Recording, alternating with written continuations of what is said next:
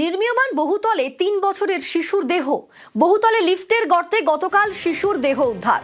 মায়ের সঙ্গে ছাদে যায় ৩ বছরের শিশু। ছাদ থেকে লিফটের গর্তে পড়ে মৃত্যু বলেই অনুমান করা হচ্ছে। এন্টালির কনভেন্ট লেনের ঘটনায় রীতিমতো চাঞ্চল্য। আমাদের সঙ্গে রয়েছেন প্রতিনিধি সুদীপ্ত। সুদীপ্ত, মর্মান্তিক ঘটনা কিভাবে ঘটলো, এখনো পর্যন্ত কি আপডেট? গতকালের এই ঘটনা যেটা জানা যাচ্ছে যে এন্টালি থানার অন্তর্গত যে এলাকা, সেখানেই এক নির্মীয়মান বাড়ি যা তৈরি হচ্ছে, একেবারে পরপর 4টে বাড়ি নির্মীয়মান অবস্থাতেই রয়েছে। সেখানে এই মুহূর্তে 4তলা দেখা গিয়েছে। সেই বাড়িতে 4তলা বাড়ি এবং সেখানে লিফটের জন্য যে লিফট ডাক, সেখানে পরে মৃত্যু হয়েছে বলে প্রাথমিকভাবে অনুমান করা হচ্ছে সেই শিশু। যেটা বিষয় যে গতকাল সেই শিশু সহ তার মা তিনি যখন ছাদে যান জামা কাপড় মেলার জন্য এবং শুকানোর জন্য, এবং তারপরেই তার মা তাকে বলেন যে নিচে আসার জন্য, এবং মা নেমে আসে, ছেলেটি নেমে আসেনি।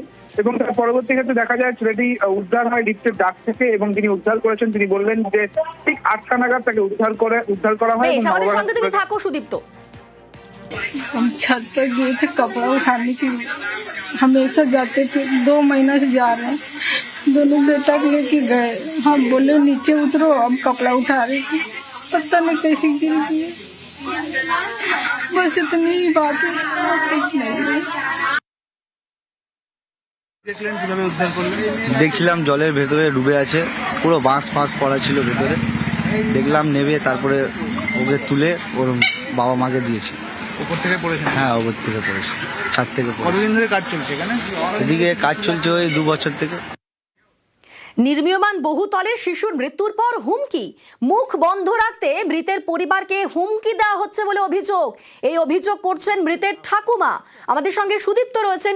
সুদীপ্ত, কারা হুমকি দিচ্ছে, কি হুমকি দেওয়া হচ্ছে, কি বলা হচ্ছে? দেখো, যেখানে নির্মীয়মান বাড়ি তৈরি হচ্ছে সেখানে যে মালিক, যে জমির মালিক রয়েছেন, যিনি এই যেখানে ভাড়া নেন যিনি আর কি, তিনি বলছেন যে এই যে মৃত নাবালকের যিনি ঠাকুমা, তাকে একেবারে হুমকি দিয়েছেন যে যদি নাম বলা হয়, সাংবাদিকদের মুখোমুখি হয়ে যদি কিছু বলা হয়, তাহলে সেক্ষেত্রে এই মৃতর বাবা এবং মাকে জেলে দেওয়া হবে, একই সঙ্গে মৃত নাবালকের দেহ দেওয়া হবে না হাতে, এমনটাই হুমকি দেওয়া হয়েছে। তবে কিসের ভয়ে, কেন হুমকি দেওয়া হলো, তা কিন্তু এখনো পর্যন্ত জানা যাচ্ছে না। বেশ, ধন্যবাদ সুদীপ্ত। কি বলেছে বাড়িওয়ালা?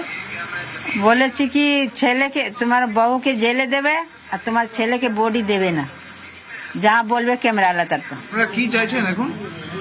শাস্তি চাই